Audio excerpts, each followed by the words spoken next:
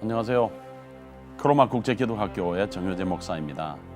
오늘은 여러분과 함께 정답은 없습니다.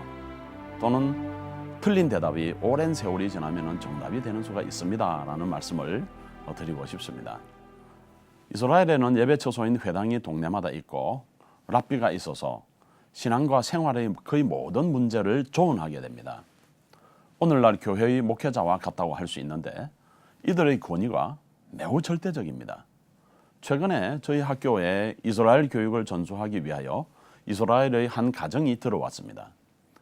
그리고 그가 공항에 도착하여 외국인 교사 주택에서 제일 먼저 한 일이 바로 신명기 6장 4절의 말씀을 문설조와 방황들의 그 출입문에 붙이는 작업이었습니다.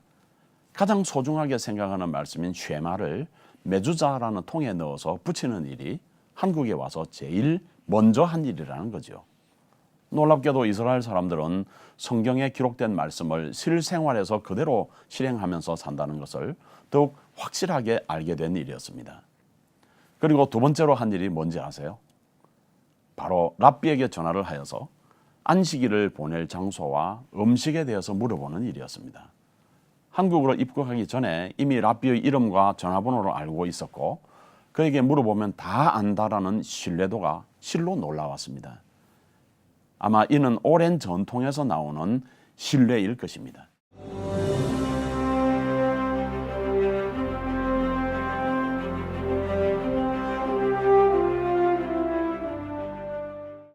이렇게 절대적인 신림을 받고 있는 랍비가 되기 위해서는 예시바라는 학교 교육을 받아야 합니다.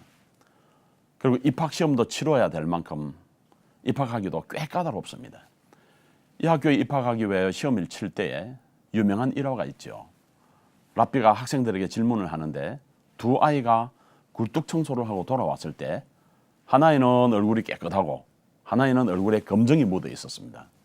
그러면 누가 세수를 하게 되겠느냐라고 질문을 하자 한 학생은 깨끗한 얼굴의 아이가 세수를 하게 됩니다라고 대답을 하죠.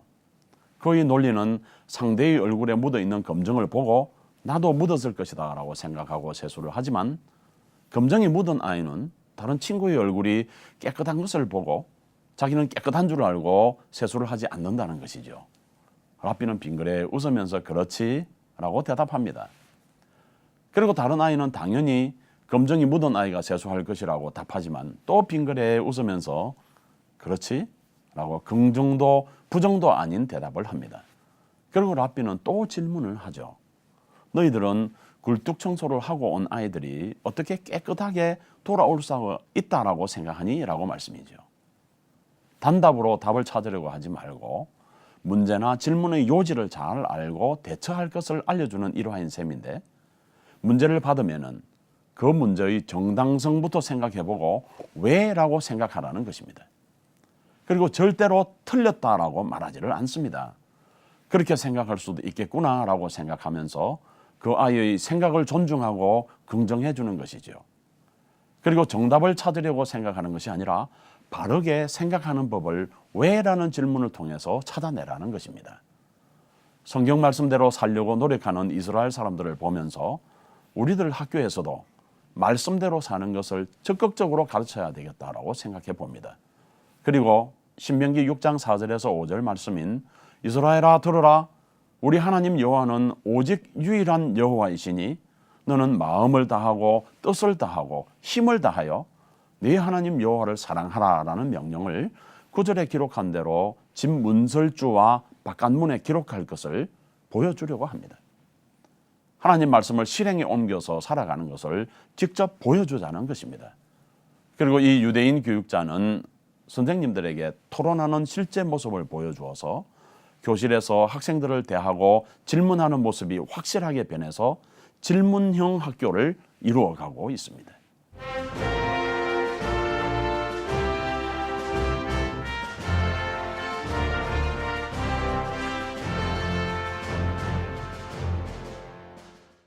정답은 없습니다. 그렇다고 틀린 답도 없습니다.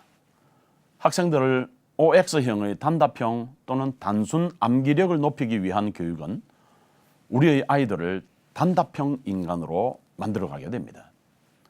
그리고 교실에서 어떤 대답을 하더라도 선생님으로부터 틀렸다라는 질책을 받지 않아야만 합니다. 어쩌면 다소 느려 보이더라도 끝까지 기다리면서 아이들이 계속 말하도록 해야 할 것입니다. 그들이 바로 미래이고 복잡하게 얽힐 문제들을 풀어나갈 장본인들이기 때문입니다.